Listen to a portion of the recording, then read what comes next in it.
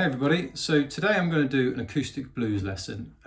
Thanks for all the kind words and everything on my blues licks in E video. That seems to have gone down really well. I'm glad you all got something useful out of it. So what I'm going to do today is I'm going to talk about some acoustic blues stuff. Personally, I got into the acoustic fingerstyle blues stuff a lot later than I did with the electric stuff. I am still by no means a master, but I'm getting better and better all the time. Which is all we can hope for. So what I'm going to do is I'm going to talk about acoustic blues in E, okay, and I suppose mostly E major. So we all know an E major chord, hopefully. So we're going to be based off of this. So what I'm going to do is I'm just going to show you some cool moves that you can use when you're playing an E blues in the acoustic kind of blues style. So I'm going to have a quick run through of a 12 bar and just kind of hopefully showcase some of the moves that I'm going to teach you in a second. So let's give it a go. So we're going to start with the turnaround into an E blues. So we've got this.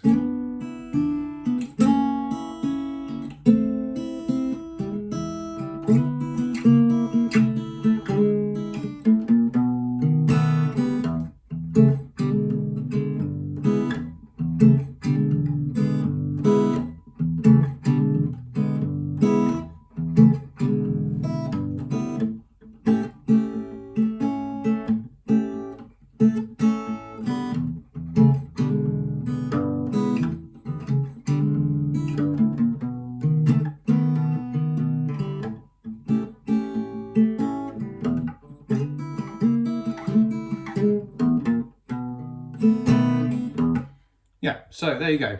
Not perfect by any means, but we're getting better all the time. So this is this really cool, what I'm going to do is I'm going to start with the E chord. Obviously in that E blues, 1, 4, 5. So we've got E as our 1 or our root, E major. Then we've got A7 for our 4 chord, which is basically take an A major, play it barred.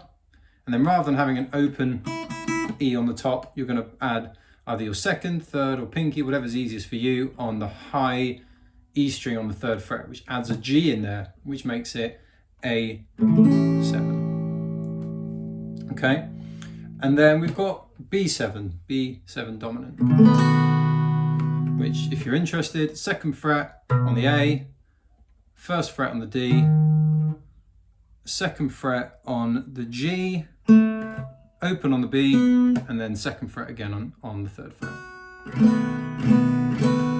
Okay, so those are our 3 chords: E major, A7, and B7.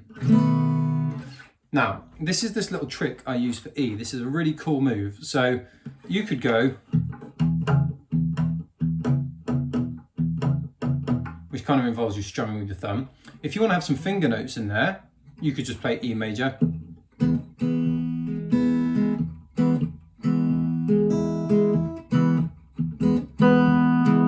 Okay, and obviously we're always trying to keep this muted kind of quarter note pulse the whole time.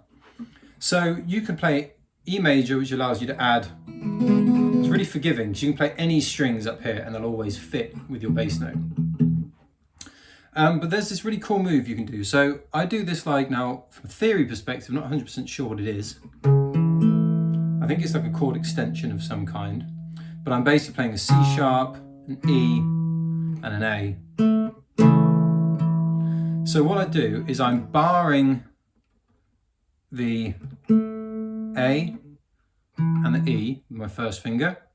And then I'm using my 3rd, you can also use your pinky, to play the 4th fret A string, which is your C sharp note. Like this. And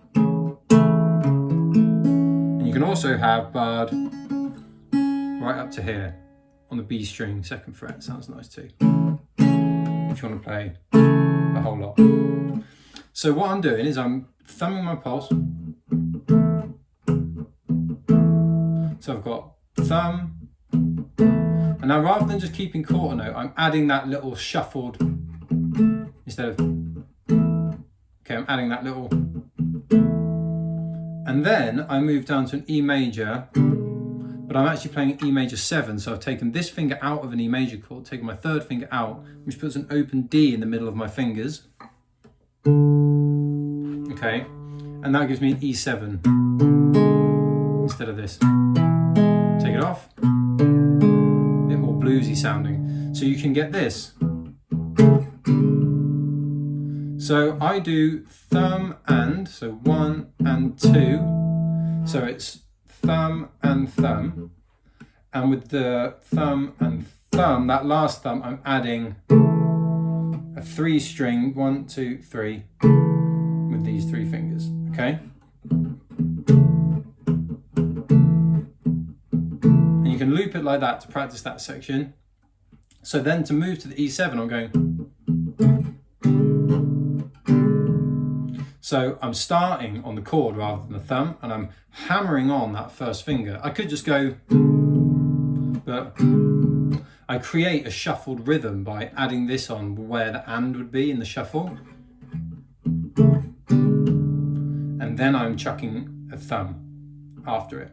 So 1 and 2 and 1, 3, 1 and 2 and 3 and then I do the and with the thumb as well. 1 and 2 and 3 and. Now what you can do is come back and go 4 and. So 1 and 2 and 3 and 4 and 1 and 2 and 3 and 4 and. This is great if you're doing like the vocal section. So if you're in that kind of first starting out on the 1 chord and you've got to do 4 bars of the 1 chord, start your 12 bar, it's great to use this to come back and forward. So like someone like Keb Mo uses this quite a lot on a song like Dirty, Low Down and Bad, and he'll go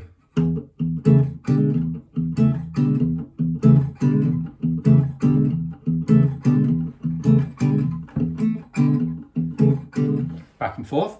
Now there's a way you can adapt that. If you don't think that's quite boring to keep repeating it, you can go like this.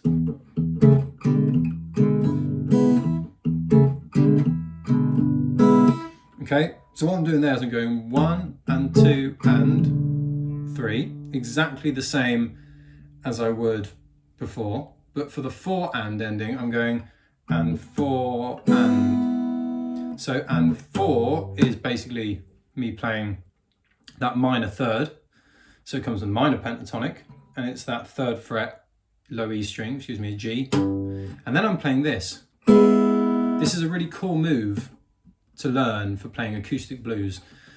It's an E major without the bass notes, so you just play the G string 1st fret and the open on the B and the E underneath, and you can use your 3 1st, 2nd and 3rd finger to just pull that chord. So you can mute them, and it always sounds nice to have a little whoop, like a little pull, little quarter note pull on that minor third. So when you put that on the end, in terms of beats, it'll be like this: 1 and 2 and 3 and 4 and 1 and 2 and 3 and 4 and. So something else you probably noticed I'm doing is I'm keeping this here, and I'm using that 1 A, D and G string pulled for my little kind of E major 7. It's not exactly a triad, but kind of like 3-note chord. So I'm going and 4 and. Now you could hold this here and go. You don't actually have to release this if you don't want to, but I like to release that note because I don't like this note ringing while I hit this G. They sound a bit clashy together.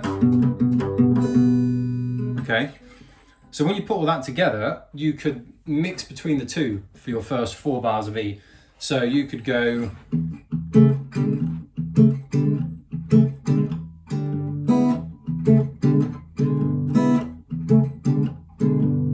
so you can mix between the back and forth between these, and then what I often like to do is I'll back and forth, but on the very last one I'll chuck my ending on there. It gives you a nice rounding out of the first 4 bars of the E chord. So I can go like this.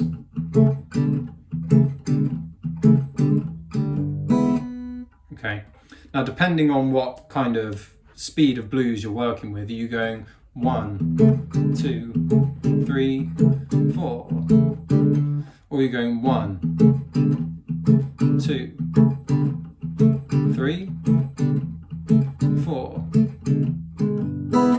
Okay, it's totally up to you, depends how you're structuring your 12 bar, how quick you're going to get through it, or how slow you're going to get through it. So that's a really cool move for E. What I'm going to do is I'm going to move on to A so that we carry on through our 12 bar. And then once I've got to the end and done the B chord, we'll look at some alternate options, specifically for the root. Because if you play a 12 bar, 4 bars of the root, and then 2 bars of the 4, that gives us 6 so far. Back to 2 bars of the root, now we're at 8. Then we have a bar of the 5, a bar of the 4, 2 more bars of the root, which gives us 12 bars. Okay. Within that, we've got 4 bars of root, and the 4, and another 2 bars of root. So out of our 12 bars, 8 of the bars are on the root note.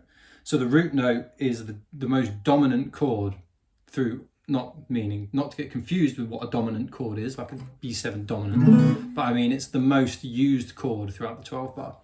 So it makes sense that you should have the biggest arsenal of tricks for that chord, especially being that when you do play the 4 chord or the 5 chord, you don't play them very long.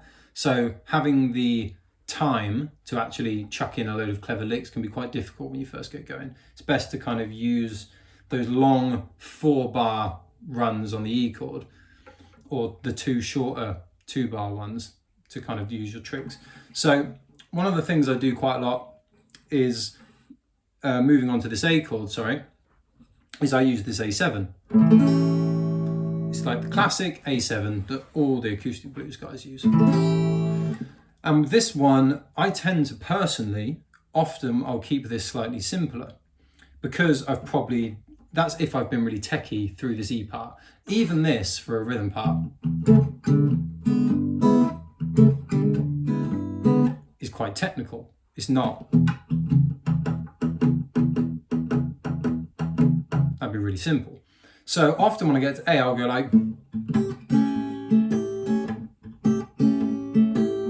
I also like to use this as an opportunity to inject a few more picky melodies, because I haven't really had many picky melodies through this section. So I often like to start with a shuffle, 1 and 2. So 1 is just thumb, and is just thumb, and then with the 2, I inject some A major 7 chord by playing the high 3 strings. So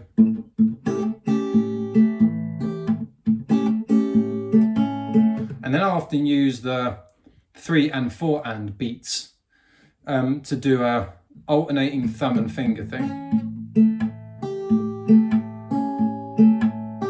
So I'm thumbing the A every time, and I'm either filling in with the G, the B, or the E. Very rarely do I fill in with the D that's directly underneath. It can be quite hard. You end up sometimes pulling against. When you try and pull that string, you'll whack into your own thumb, which is why it's really important to get this claw hand so your thumb is in front of your fingers. So if you want to pull back with your fingers, you can pull them into your palm, and you've still got a good amount of travel to pull your high string. So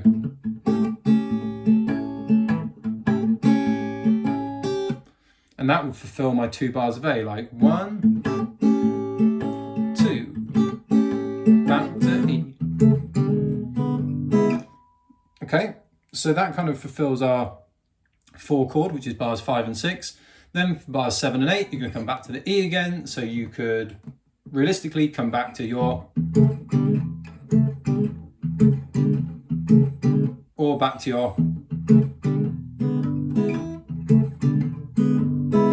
Okay, so you can come back to that same move again. What you have to learn, that took me a long time to get used to, is there's a lot of repetition when it comes to acoustic blues. So don't be afraid to repeat yourself a fair amount throughout your 12 bar. It's not the end of the world. Cool. So when we finished our A, we go back to our E for 2 bars. So A.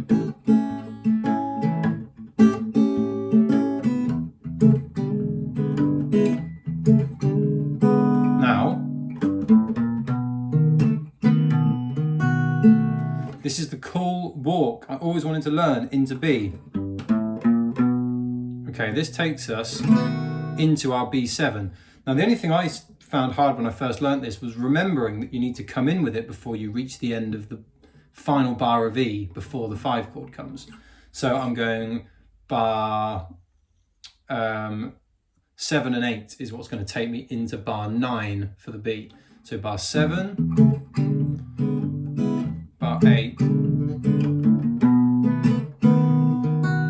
Okay, so what I'm doing is I'm going 1 and 2 and 3 and 4 and 1 and 2 and 3 and 4 and a 1 and 2 and 3 and 4 and okay, so 4 and a 1. So you get that 16th note rhythm going. So for that walk is G, E string 3rd fret, open A, so open 2nd string, 1st fret on the A into 2nd fret on the A, which gives you your B note. And from here, you can add in the fingers to build your B7. So now when it comes to the B7, again, I tend to keep this fairly simple because it's only for 1 bar. And then you're going to be going to your A for 1 bar. And I try and keep them rhythmically fairly simple. Also, because this is like getting to turnaround area, this is where you might be having to deliver the final vocal line of the 12 bar. So if you're trying to go like,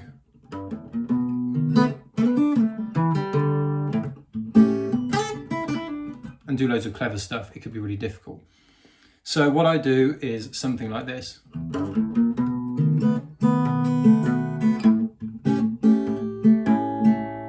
Okay, very similar rhythm. 1 and 2 and 3 and 4 and okay, so it's the same vibe as I did when I played the A when I first came to it on bar 5 and 6. I'm doing this bar 5, I went, bar 6, I went the same.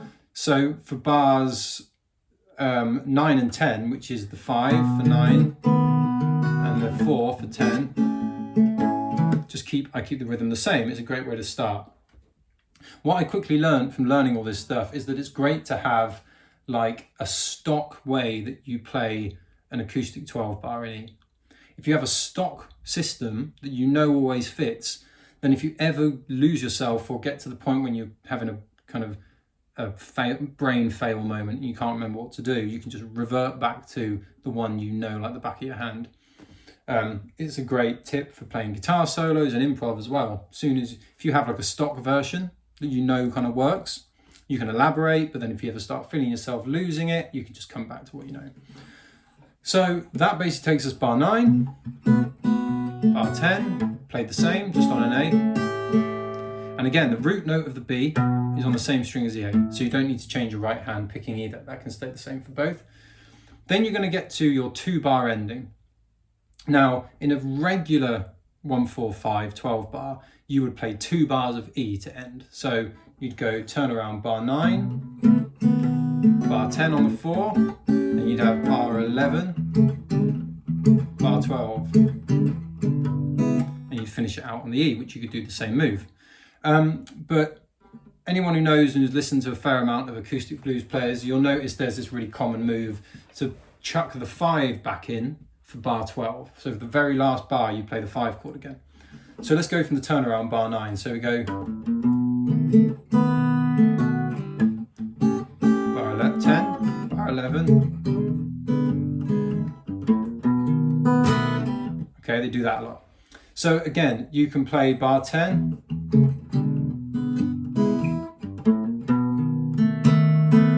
and there's lots of options for the ways you can end that B. Again, you can walk into it and come back to E again. That's a really, really common way. That's a common one too. So you replace the open 3 with a high E and then a little macro bend on that flattened 7th there. And then you only do the A, B flat, B walking, rather than going all the way from the G.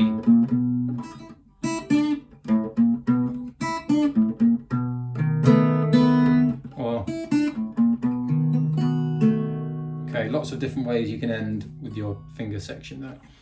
So that's like a really simple way to basically get through. As I say, it's really simple. It's not really simple. I shouldn't say that. I would probably class this like intermediate at a guess. But if you're wanting to get into the acoustic blues, I mean, a lot of us have done it in the way where we've got...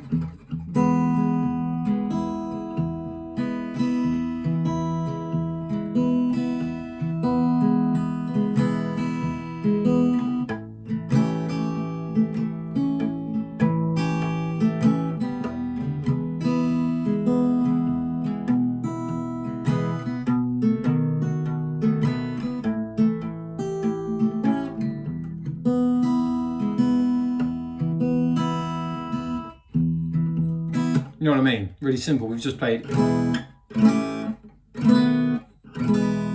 We just play the chords on our left hand.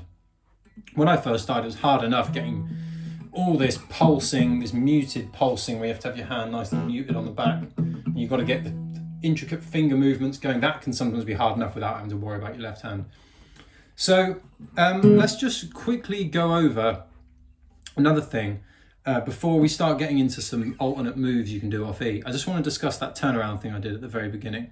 So on this little turnaround thing, this is what I'm doing. I'm starting out with a half-time turnaround. So I'm basically starting on these little moves,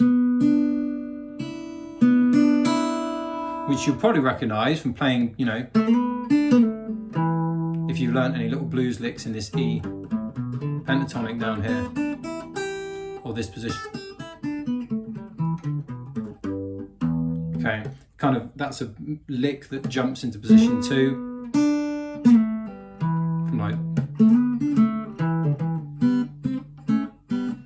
from boom, boom, boom. I'm sure you've heard that, like I did in my last video. So I'm starting with this move, which is 3rd fret on the B and 4th fret on the G.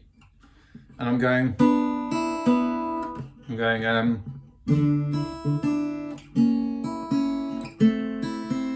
so what I'm doing is I'm picking these two together first, then I'm picking high E and B, 1 and 2 and 3 and 4 and 1 and 2. Now that ending, I'm just moving this down a fret each time, so same finger pattern, move it down, move it down. Now, for the ending, I basically hammer on to that baby E major chord we discussed earlier, from the open G onto the 1st fret G, and then just play a high E. Or you can hammer on and then play the whole lot. Up to you. So at the end, that's like this.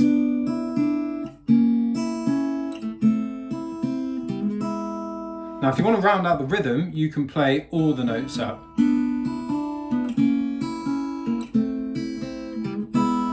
a big chord at the end. Totally up to you. So that's the halftime one. Then I do this one.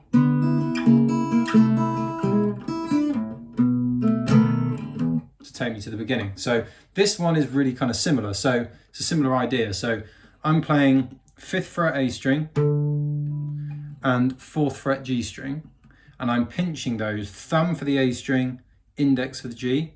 Then I'm using my 2nd finger to play the high E, and then coming back to my 1st finger on the G.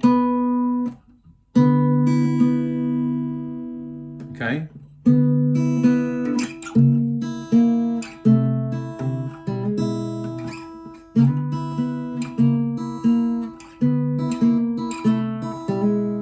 Okay, so I'm going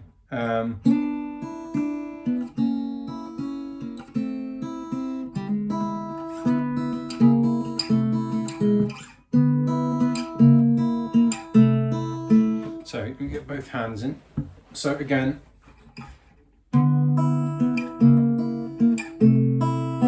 oops, sorry, move it down to the 4 and the 3, to the 3 and the 2nd.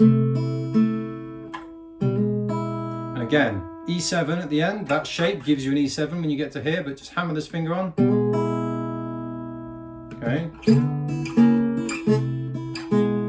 Or you can just play it. Or you can hammer it. Now, To end that, you need a B7 for the final bit of the turnaround. So again, you can go and just play it walked, or you can go that, up to you. So,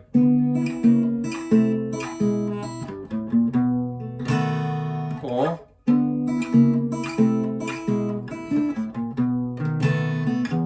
okay, it's totally up to you. So that's the little intro turnaround thing I did. Cool, so let's quickly discuss some other options for E. A really cool move for E is if you take an E major, take this finger out. Now, this is slightly easier for me by replacing this third finger now with that finger. There's no point in me having this one hanging out when I could be using it. So I've got this little miniature E chord here, which is just the E and the major third. A little bit out of tune as well. Then I'm going to slide my first finger up one, and then I need a 2 fret gap now. So notice I'm not next to it, I'm an extra one up, so I use my third finger. This, you can move it up one more, and move it up one more. And play them all against an open E to hear how they sound. Sounds nice and resolved when you get to the end. So you can use this in replacement of this. So you might want to go.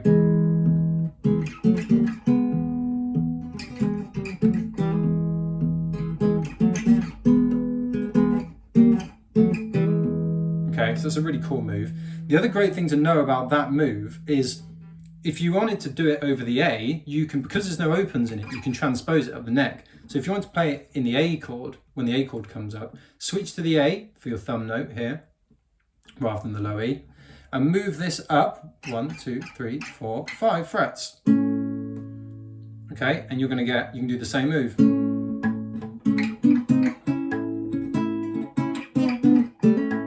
But again, the hammer-on doesn't really work. Right, you could go, you could slide it in, or you could go, or whichever one's more comfortable for your fingers. So that's a really great thing. So you could go for E, you could go,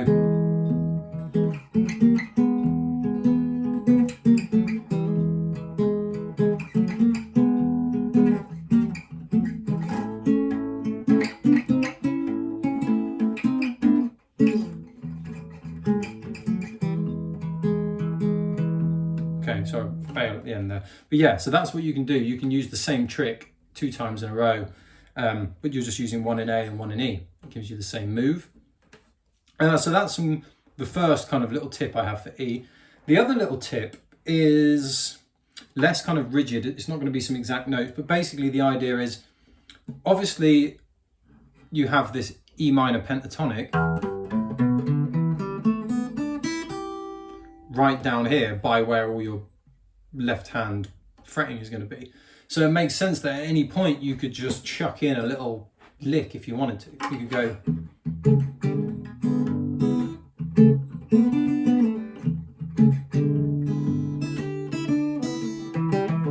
Okay, you could chuck in any licks you've learned, just see how you can fit them in and around. The trick is to try and keep this pulse going whilst you lick, you know.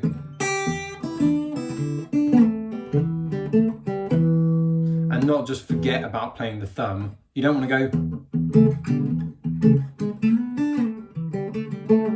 You can do that, but you will lose that pulse and you will lose that low end drive that is kind of a staple of this kind of way of playing acoustic blues. So that gives you one cool trick, and then a second cool trick for E is just trying to get some licks in there. If you want some ideas, I would personally use a lot of this.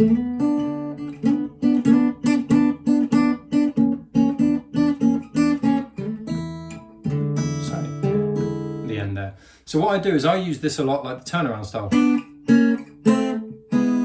When I'm actually playing like that 4-bar body of E, you can use this, you can use this, and you can use this. So that's like 3 cool things that you can jump between when you're playing in E.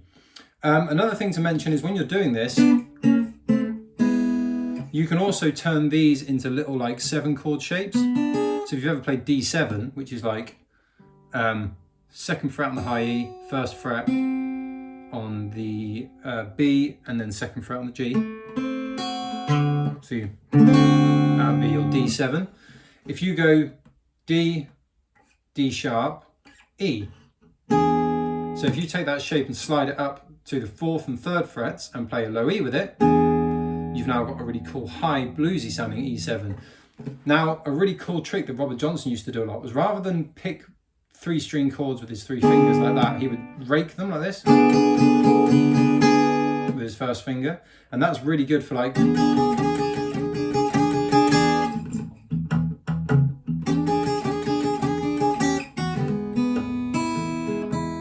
okay, really good for that.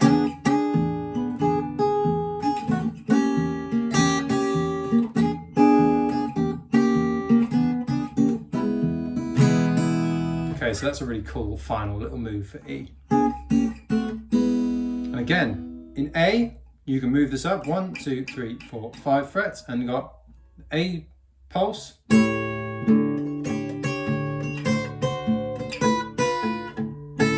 then if you want to play the A major at the end, you have to remember that you can't do this because they've got opens, so you'd have to play 6th fret, 5th fret, 5th fret to give you an A major at the end, which is like comes from that bar chord of A major. And now if you've ever learned or heard Kind-Hearted Woman Blues, this is how he plays the intro.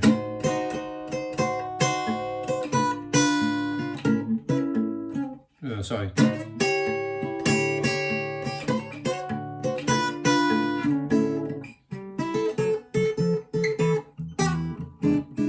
Okay, so that's his, and then when he does the solos, he'll go.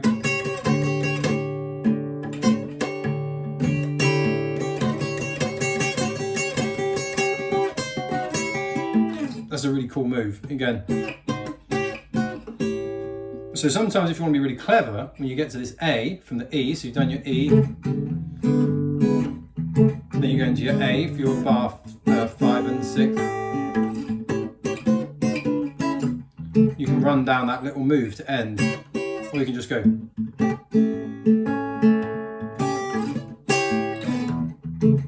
It's great to throw in at the end of A, it makes you sound really legit. You really know what you're doing. So yeah, that kind of covers all the moves for that. When it comes to B, I tend to keep this B really simple, this B7. I don't try and do too much clever stuff. Someone like Clapton, when he does whatever that song is, Hey Hey, he does this thing on B where he goes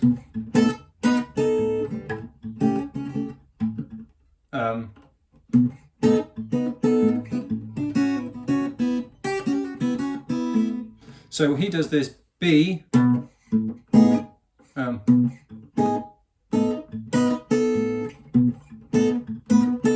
which is weird because he has an A pulse over the B, but he does this. You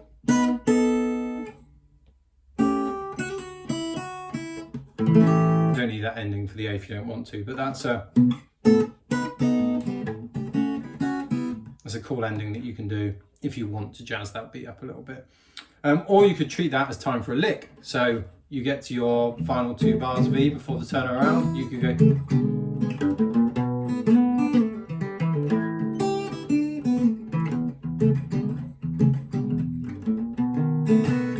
Okay, so you can do something like that as well.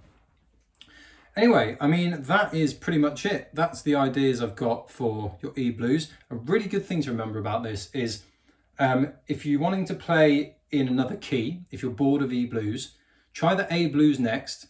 Because you were playing an A within your E blues, you've hopefully learned some tricks for A. If you play an A blues, then you have loads of the A chord. You have that kind of like 8 bars worth of A chord, and you can have more free time to try out those A licks because you've got 8 bars worth of A when you're playing an A blues, rather than when you're playing an E blues, you only get 3 bars total of A to mess around with. So by having that big 4 bar block of A at the beginning, means you can experiment more with your A chord. You can do these like, there's a really cool move, like if you've ever heard Keb Mo, he has this song Angelina where he'll go,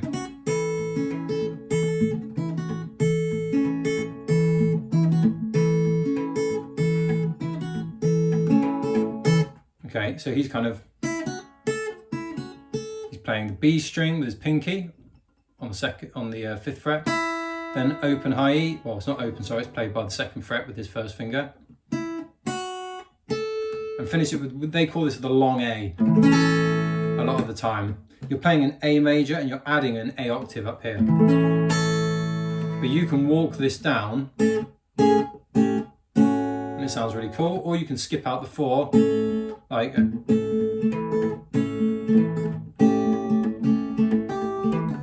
it's a great way to transition to your D. So he'll go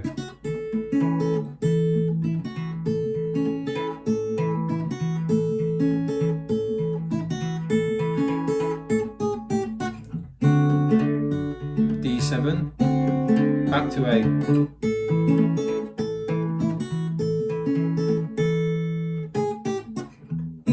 E7, whoop, if you're doing A blues, D7.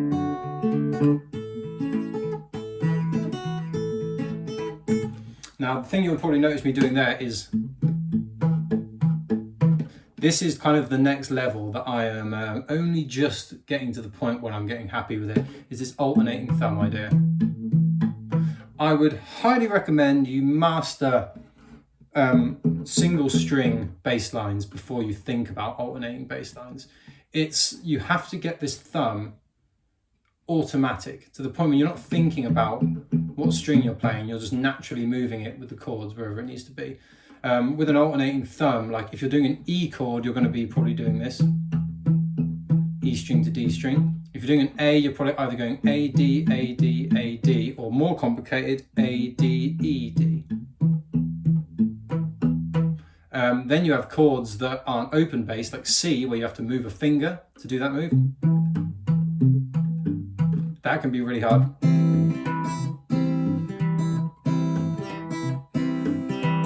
To really get your fingers involved, because you're worrying about not only doing a clever move on your right thumb, sorry, on your right hand on your thumb, but also having to alternate this finger up and down with the bass rhythm. So yeah, that's why I focus on E blues, because it's open based, A blues because it's open based. Right, I'm going to end it there. Sorry, that's approaching on 40 minutes now. So if there's any other acoustic blues stuff you would like to learn, please feel free to drop a comment down below. Really appreciate any subscribes, any comments, any likes. Thanks again for watching, and I'll catch up with you all again soon. Cheers, bye bye.